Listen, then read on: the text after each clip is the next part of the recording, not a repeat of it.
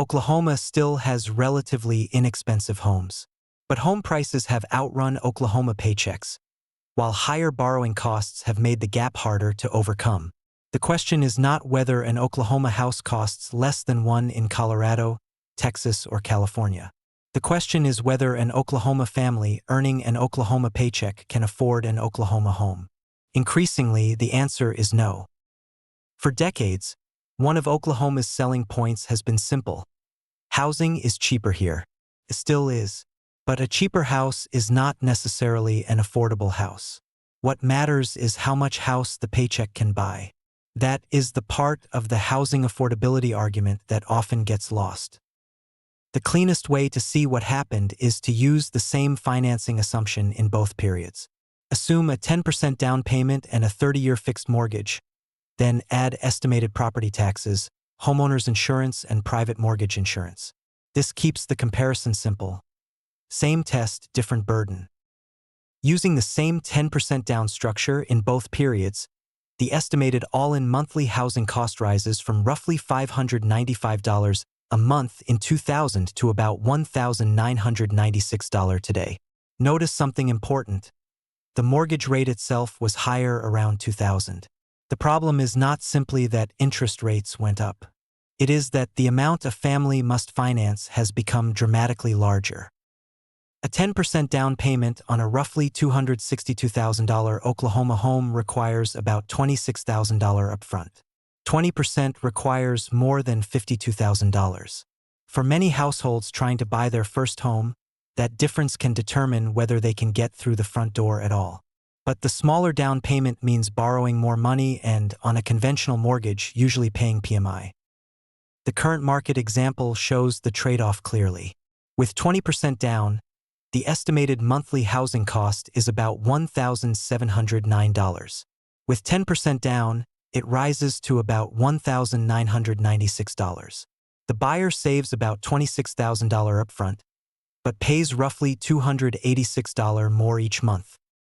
Today, the estimated $1,996 monthly housing cost consumes about 36.7% of the median Oklahoma household's gross income.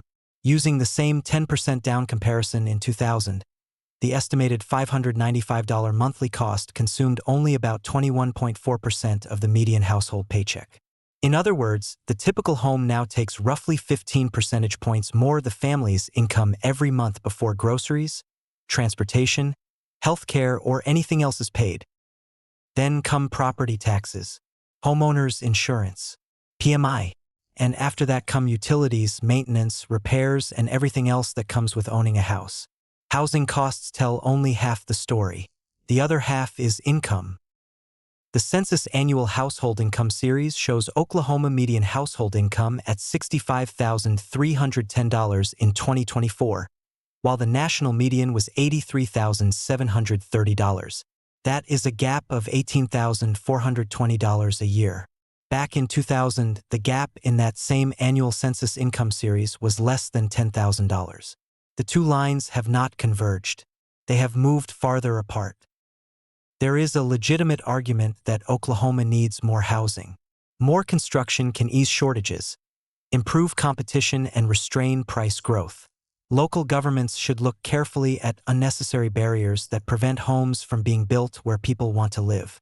But supply is only part of the affordability equation. Oklahoma can build more houses and still have an affordability problem if Oklahoma paychecks cannot afford the houses being built. Mortgage rates are not set by Congress. Inflation, Federal Reserve policy, economic growth, international events, and bond market expectations all influence what families ultimately pay to borrow. But 30-year mortgage rates tend to move with longer-term interest rates, especially the yield on the 10-year Treasury. That relationship is visible over more than 2 decades. The chart does not say federal deficits determine the mortgage rate. They do not. But it shows why Washington's borrowing decisions still matter at the kitchen table. Congress did not create a 6.69% mortgage rate. But when housing is already unaffordable, adding trillions to projected deficits puts additional upward pressure on the long-term interest rates that help determine what Oklahoma families pay for mortgages.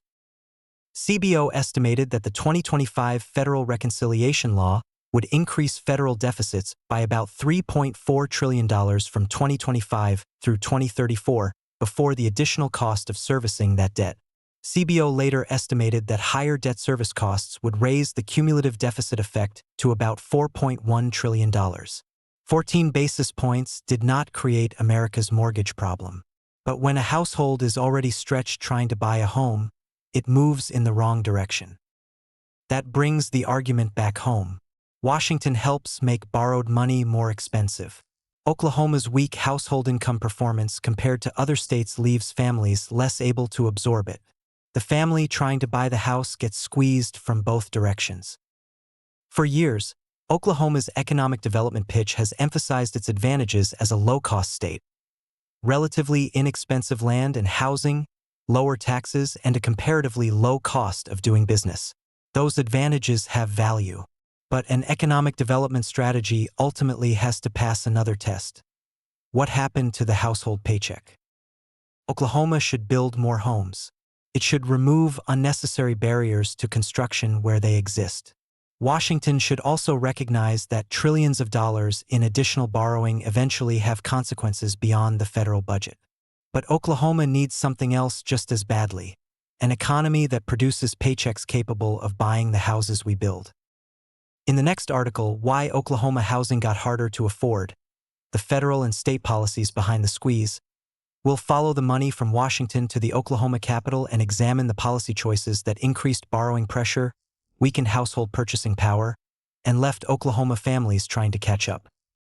Oklahoma homes are cheaper than most of America, but the Oklahoma paycheck has not kept up with the Oklahoma house. The housing debate is not just about how many houses Oklahoma builds. It is about whether Oklahoma paychecks can afford them. Follow the money at wlangdon.substack.com.